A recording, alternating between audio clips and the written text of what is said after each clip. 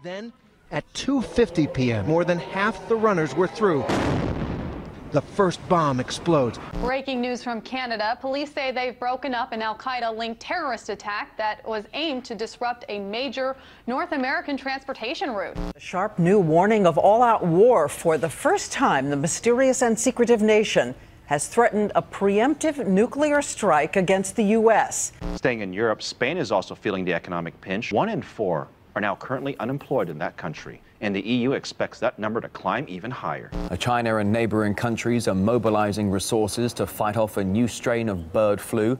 Hospitals in a race against time to contain nightmare superbacteria before it spreads from the hospital out into the world. Jeez, you scared me. But hey, I guess that's okay, right? I mean, if you watch the news these days, there seems to be a lot to be concerned about. Nuclear war, terrorism, mass shootings, city bombings, corporate fraud, bird flu, bank failures, unemployment, contamination, gangs, general crime, and depending on your temperament and conditioning, perhaps you've already armed yourself to the teeth and are watching this show from an underground bunker somewhere, waiting for the end of civilization itself. Well, whatever the concern, the idea of protection or security from such woes are ever pervasive today. Prisons, police, insurance, warranties, protection agencies, military and domestic armament, airport groping, government surveillance, and the like reveals a culture of fear, if you will, on many levels. Not to mention that the modern trends of such security risks are certainly fascinating. For example, before the 1980s, the thought of someone going into their workplace and, wiping out a couple people was a relatively remote concept. Today, we repeatedly see these acts of seemingly random violence, not only in businesses, but at schools, churches, movie theaters, malls, sporting events, and other common institutions. And as unfortunate as this dark reality of our human capacity is, it's perhaps not as unfortunate as the archaic methods we as a civilization have concocted in our attempt to counter such problems. For instance, in the wake of growing U.S. gun violence, the National Rifle Association will tell you that the problem is a lack of armed security at every turn. And if we only would just, arm everybody like the Wild West, problems of social violence would subside. While at the other extreme, folks will tell you that the problem is rather due to an ease of access. It's too simple to get weaponry, and the removal of this easy access is now the correct path. However, do either of these address the real issue, the source of the behavioral problem at hand? Where is the national discussion about, say, motivation and the sociological condition itself to which these acts erupt? I point this out because in a technological age where people can now print automatic weapons in secret with home 3D printers, paving the way for an eventual nanotech revolution that will enable the public to create powerful weapons at home, bypassing commercial regulation itself, perhaps we need to rethink our sense of causality here. For unless you intend to outlaw scientific progress itself, regulation isn't going to amount to a damn thing in the long run. Likewise, come to think of it, maybe we also need to step back and reframe what a viable threat to our safety really is, and how it measures up to other threats. On April 15th, 2013, bombs exploded during the Boston Marathon in the United States, killing 3 people, gaining global attention, almost like it was another 9/11. Yet in Iraq, on the exact same Monday, bombs exploded, killing 20 times as many people, yet no one in the mainstream media seemed to care much about that. You see, if you pay attention, you might notice that the true quantifiable magnitude of a threat or the actual toll of violence really doesn't mean much in the establishment perception. It's the idea, the context, the political spectacle that matters.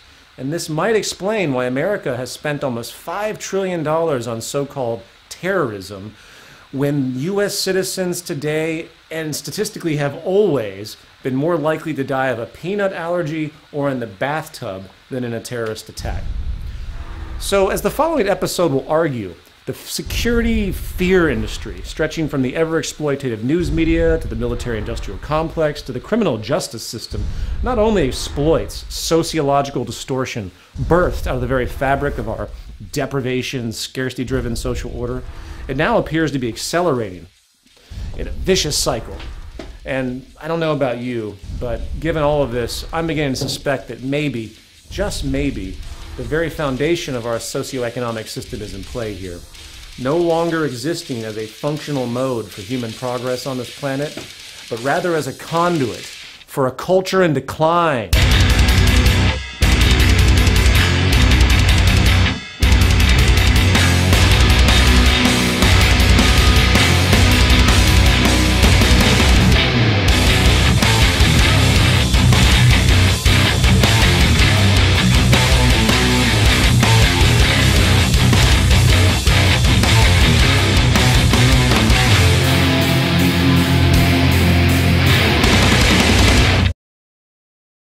Prison. From the dark dungeons of the Middle Ages to our modern industrial mass incarceration correctional facilities, the prison system is a signature edifice of society today. The United States, the land of the free, now has the highest inmate population in the world, incarcerating over 2.3 million, in fact. The U.S. has locked up more people than any other country on the planet, boastfully housing 25% of the entire world's prison population, with an 800% increase in incarceration in the past 30 years alone. Based partly on the need to remove active threats from society, coupled with an ever-bleak undertone of retribution and revenge, the punitive, negative reinforcement tradition common to our justice system is now being challenged by some very basic realizations in the human sciences. We often forget that when it comes to human conduct, true behavioral causality has historically been ignored, with the focus rather on spooky, superstitious forces such as good and evil. Well, as convenient as such ambiguous metaphysical assumptions are, modern social science now places so-called criminal or antisocial acts in the context of public health, with real solutions resting in the arena of preventive medicine, not mere punishment. Of course, as with most rational perspectives in the world today, this view is rather agitated, for it shatters the glorified, free will, morally empirical traditional assumptions our entire criminal justice system is built upon. However, let's put that aside for now, and point out the fact that while most naturally do fear prison, its effect as a deterrent is actually quite weak.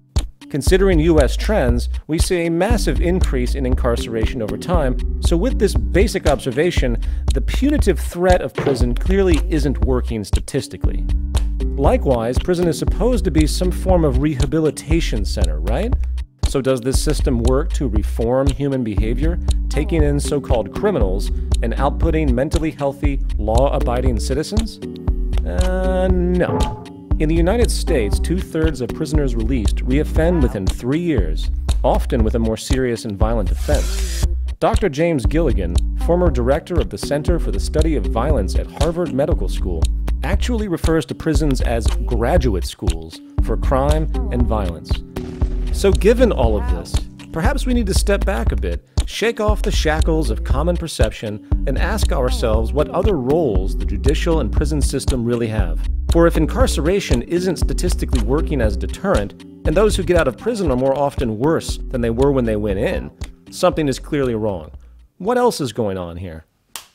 You know, while the justification of incarceration is certainly viable with respect to true social threats, no different than the medical need to quarantine somebody who is a threat to society because of a contagious disease, the evolution of the prison tradition reveals some very dark truths.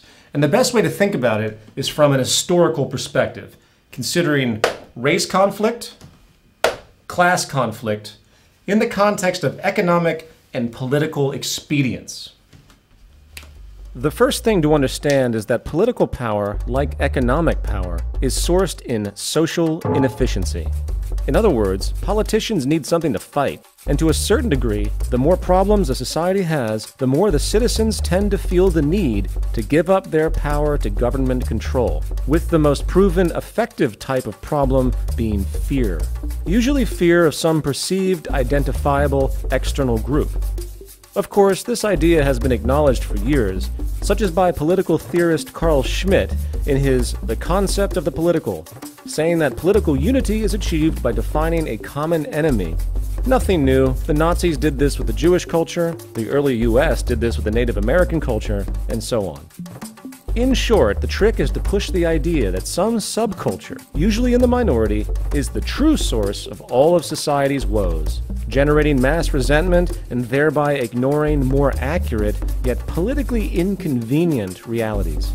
And while direct racism and discrimination is certainly alive and well in the world today, the more elusive yet relevant bias is actually economic. You see, the greatest threat to any political establishment is... What do you mean? This? This is a platform. It's three-dimensional. This is the base. Yeah, I know it's not very good. Fuck off, Bob. Don't make me shoot you again. You see, the greatest threat to any political establishment is any challenge to its underlying economic foundation, as all political platforms are rooted in an economic bias one way or another.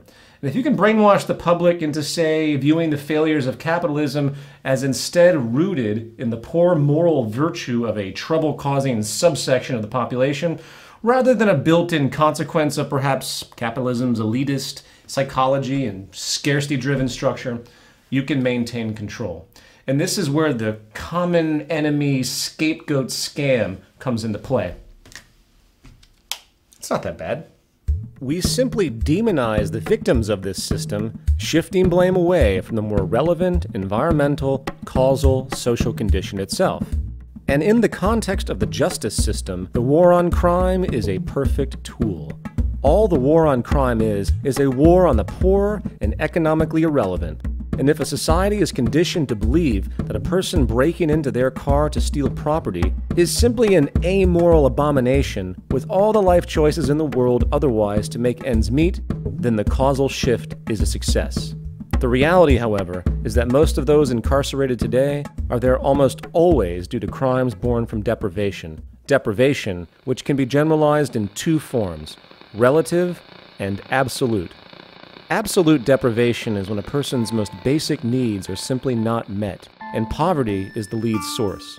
The spectrum of disorder that arises from poverty is vast, from drug dealing, theft, and prostitution in areas lacking employment opportunities, to emotional loss, self-worth neuroses, and illegal self-medication, leading to complex and elusive chain reactions which can result in destructive antisocial behavior.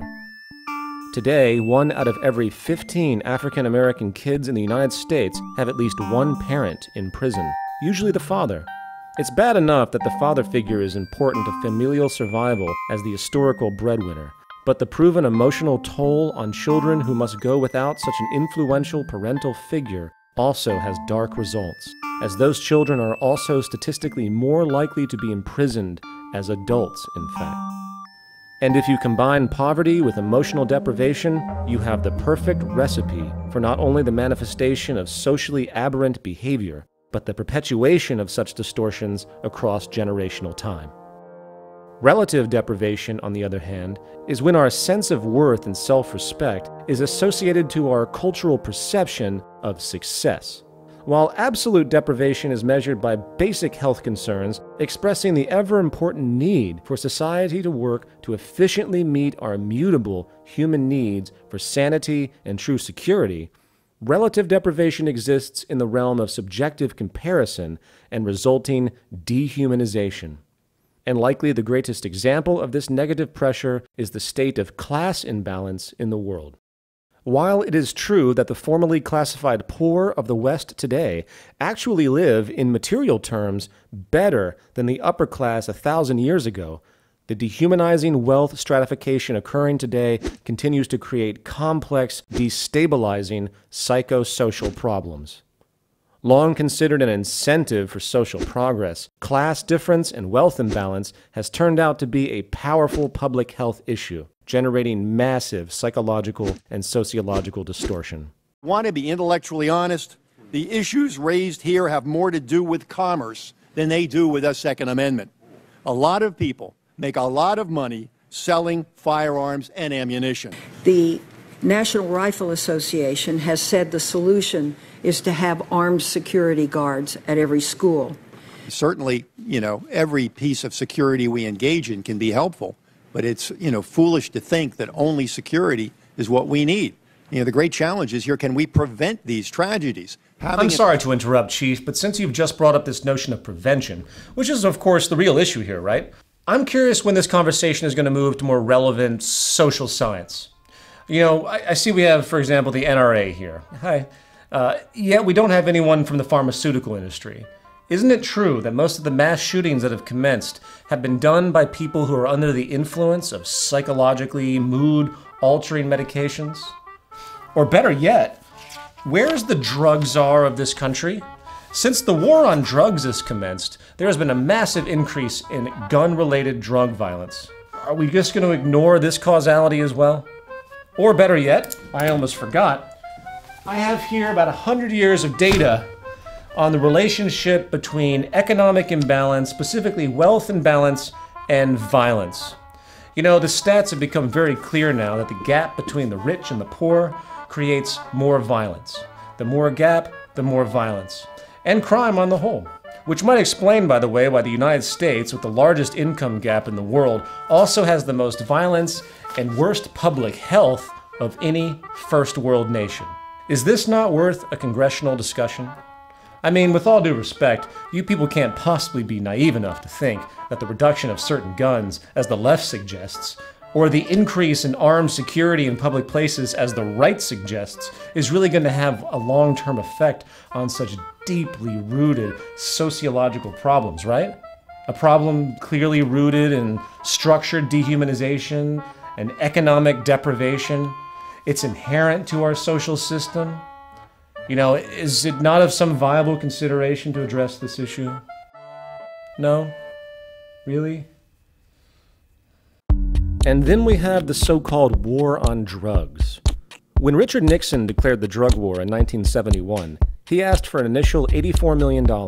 In 2013, the National Drug Control Budget requested $25.6 billion, with about $1 trillion spent in total, and the result over time has been more drugs, easier access, increased potency, and more users. Today, almost half of the federal prison population are non-violent drug offenders, often mere users, in fact, clearly a mental health issue rather than a punitive one. Draconian mandatory sentencing laws today can send kids to prison for decades for mere possession. And it is no secret that this criminalized subculture has been mostly born out of the prohibitive underground economies necessarily sprouted in poor areas of the country, largely occupied by minorities. As an aside, we often forget how deeply racist the United States has been historically, assuming vast improvement. And yet today, there are more African Americans behind bars than were slaves before the American Civil War. After segregation, the black community was strategically isolated into low-income inner-city ghettos, which systematically robbed them of economic opportunity. And as the national culture matured, with racism slowly dissipating through the civil rights movement, the economic oppression set in motion at that time remained, creating a powerful cycle ever since. Today, 1 out of every 3 black men are expected to go to prison at some point in their lives. And in effect, the real oppressive mechanism in the world today is no longer race, but economic class. And the punchline is brutal. Not only are the poor and forgotten of our society conveniently turned into criminals, rather than clear examples of the failure of our social model, capitalist ingenuity prevails once again, transforming these people into pure, saleable commodities, creating a massive profit industry out of an otherwise economically useless social class.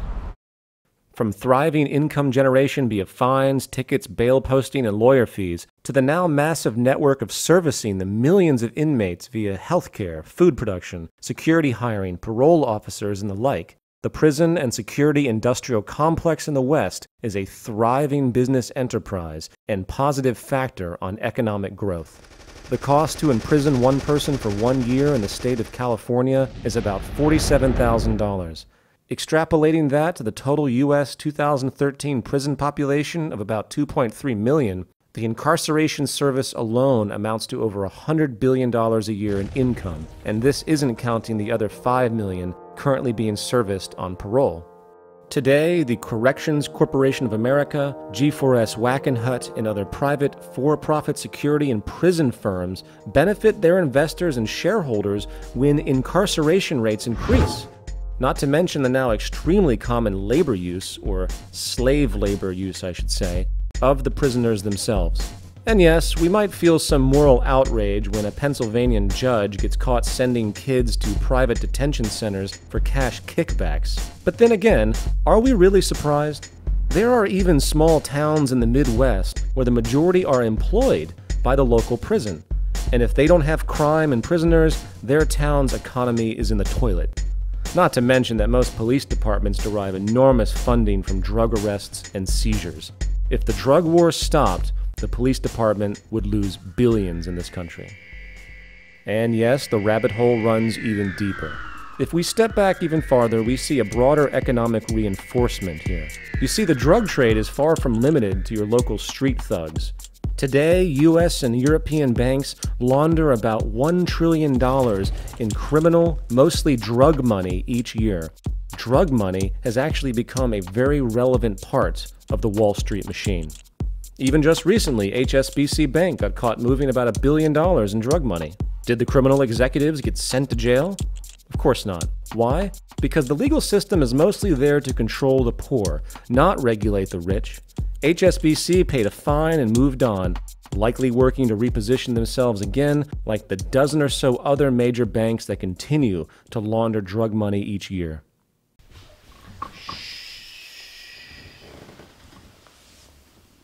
Dick!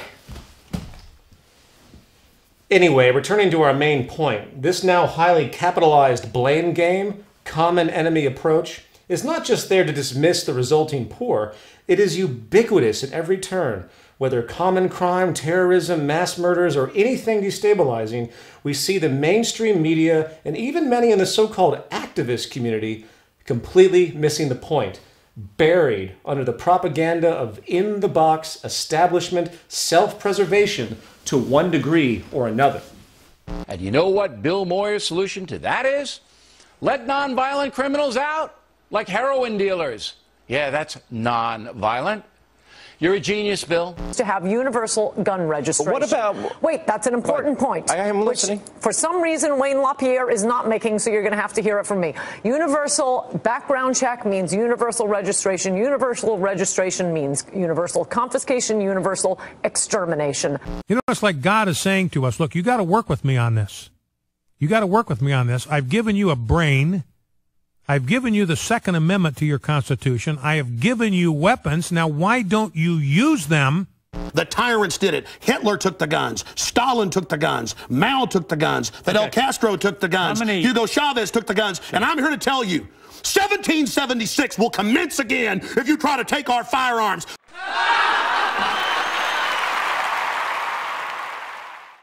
And the 21st Century Culture in Decline Belligerent Right-Winged Freak Show Award goes to Alex Jones. Woo! Give me that, you son of a bitch. Huh. It's about time I won an award. Ladies and gentlemen, my name is Alex Jones. And you know what? I'm here to rape your butt. You know why? Because it's going to feel better if I do it before the New World Order does. That's right. The globalists are positioning themselves behind you right now. They're going to take your guns, put you in FEMA camps, and make you their slaves. They think I'm a slave? I'm not a slave. And then late one night when you're drinking their homosexually fortified juice boxes, damn, the butt rape begins. And you'll be happy that old Alex was there first to loosen you up real nice and good. Now, people, I'm not going to take too much time because I'm a humble man. But I want everybody to go to my website right now and buy my newest DVD, The Conspiracy. How the global elite pays me to make the liberty movement look insane. That's right, people. I'm an astroturfer. I'm not here to help things. I'm here to make activists look like freaks. I take viable issues of real concern and make them sound as ridiculous as possible. Just like all the other bobbleheads out there. I'm here to distract you, you morons. And keep you fighting about nonsense. And I get paid to do it. Woo! We interrupt this broadcast for an emergency announcement. It's an emergency because we say it is. This just in, U.S. airports remain on high alert at this time due to a pronounced terror threat. According to the FBI, a new sophisticated form of terrorist technology has surfaced, which is now forcing rapid new revisions of TSA airport security procedures. That's correct, Summer. On the heels of the 2006 liquid bomb threat and 2009 underwear bomber, this obscure new approach was revealed to authorities in a videotape allegedly found in an outhouse in Willy Wonkistan. While the date of the video is unknown, along with no clear understanding of who made it, the use of machetes, headdresses, and Arabic language was enough for federal authorities to declare it is indeed Al-Qaeda. The rather grainy video appears to show a medical procedure instructing how to implant explosives in the body cavities of babies, puppies, and kittens. Viewer discretion is advised.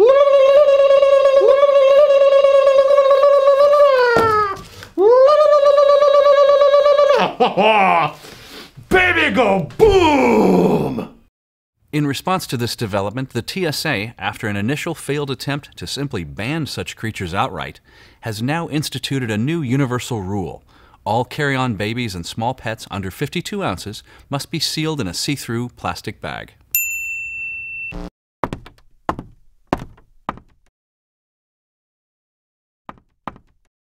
Most people don't realize, but the Earth has been slowing for many years. And were it not for these huge and expensive fans behind me, we would have ground to a complete day and night halt. And every word out of my mouth is true. Do you know why? Because you heard it from some guy in a tie.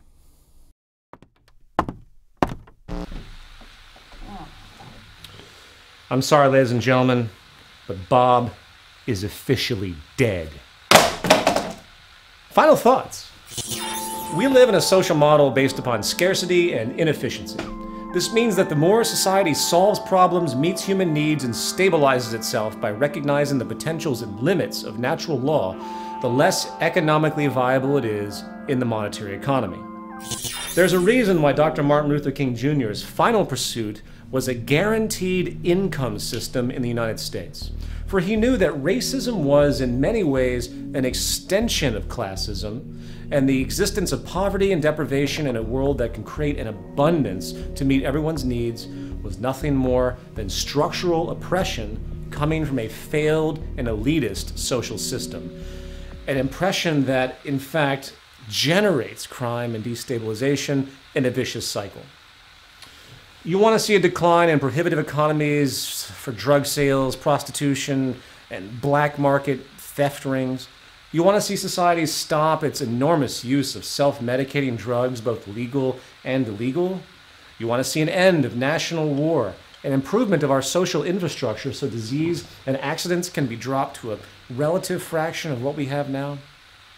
Or perhaps you want to see the end of school shootings, gun violence, and acts of terrorism, both in the context of state-funded black ops and real blowback, then it's time the human family recognize its global potential to achieve a post-scarcity reality, work to strategically share our resources, work to meet human needs directly, and focus collaborative energy on interests for true collective human betterment, hence removing the inherent warfare unnecessarily built into our archaic socioeconomic system, along with all the resulting racism, hatred, dehumanization, oppression, and elitism it manifests.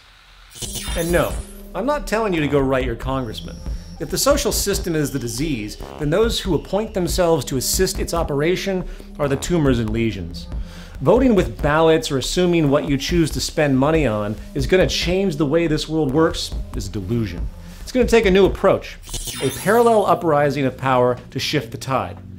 And whether we're aware of it or not, this is happening slowly right now around us in the world. And the question is, where are you in this interest? And do you even care? If not, well, welcome to the culture in decline. And this show, as shitty as it is going to keep running. If so, then perhaps maybe this terrible reality show may come to an end faster than we think. But until that happens, rest assured I'll be here, arrogantly pointing out that most everything you believe and hold dear is wrong. So get back to your Bibles, video games, internet porn, and AK-47s, bitches, and have some fun out there in this dark circus we call normality. And until next time, I'm Peter Joseph, and whether you like me or not, I exist as an agent and victim of a culture in decline.